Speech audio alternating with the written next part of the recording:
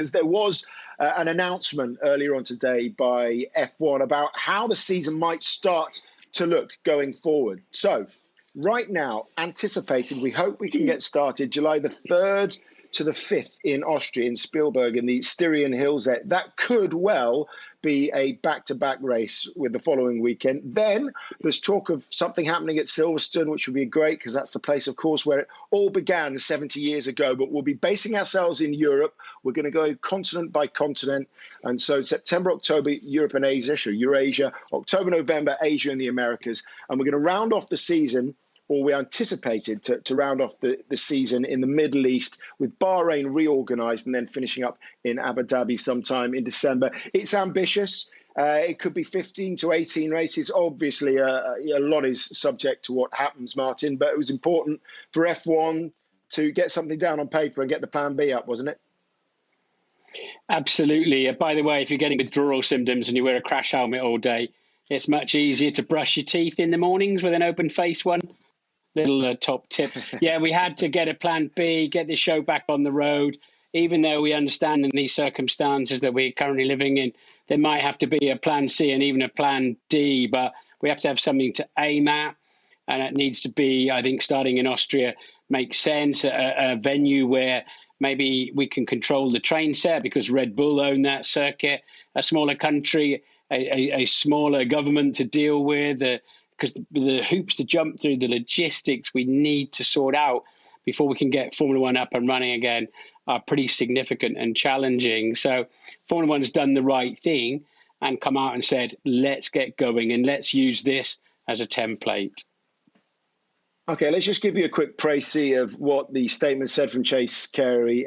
Roughly, we'll publish our calendar as soon as possibly can. 15, Karun, to 18 races, subject to change. No fans early on, but we hope to, as we move further into the schedule, that might change. Health and safety of all involved is, of course, paramount, and working hard with the FIA to strengthen long-term future of Formula One through technical, sporting and financial regulations. I suppose what we have got to point out here is it's not like football. Compared to football, motorsport is much more labour intensive, if you like, even behind closed doors. So that's going to be one of the main logistical headaches, isn't it?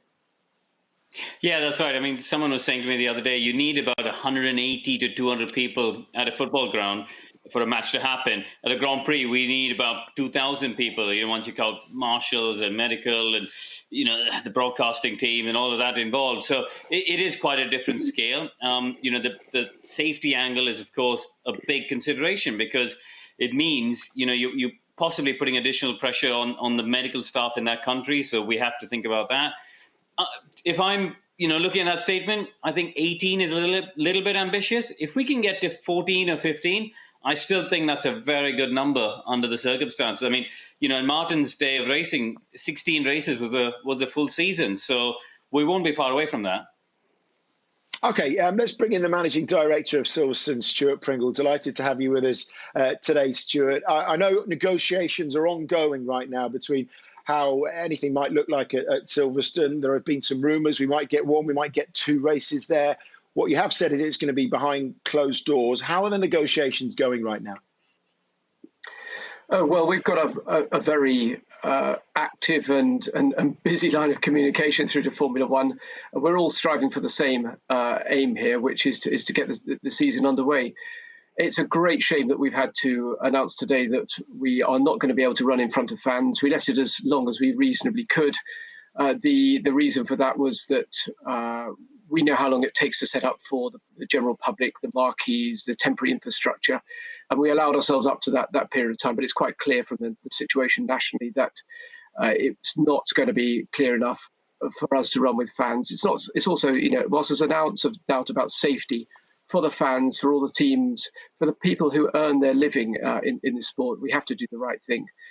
Racing behind closed doors, that will be entirely subject to government rules, but it was very encouraging that the Department of Digital, Culture, Media and Sport over the weekend indicated that they are keen to start a dialogue between medical officials and people in sport to see what might need to be done to achieve that. So we'll working together with Formula One and DCMS and the medical officials to see how we can do that for some sort of British Grand Prix behind closed doors. Stuart, we're all desperate for some form of normality to return, aren't we? So a British Grand Prix, especially with 7 of the 10 teams based within a 50-mile radius of the Motorsport Valley there at Silverstone. Is it just about numbers now? Obviously, you've got costs to run a Grand Prix. You'll not have fans coming in. But at the same time, you don't want to pay the normal fee you'd pay to Formula One. Is there possibly a number in the middle that works for everybody so Silverstone can play its role in getting F1 back on the road?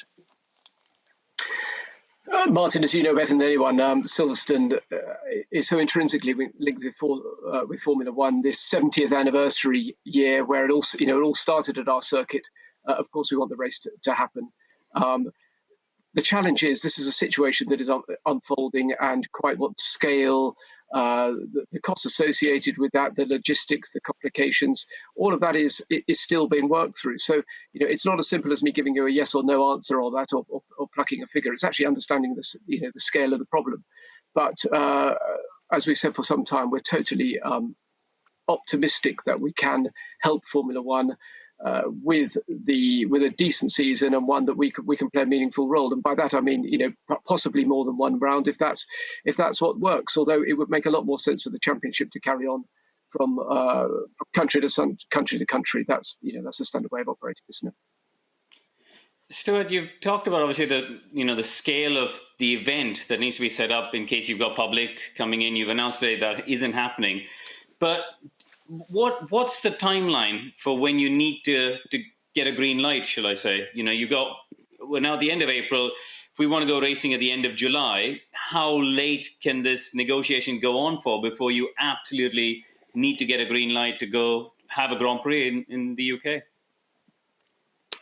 I don't have a precise date for you, Karun, but I think the challenge is much more around knitting together a season that will flow naturally and has the certainty that it will run.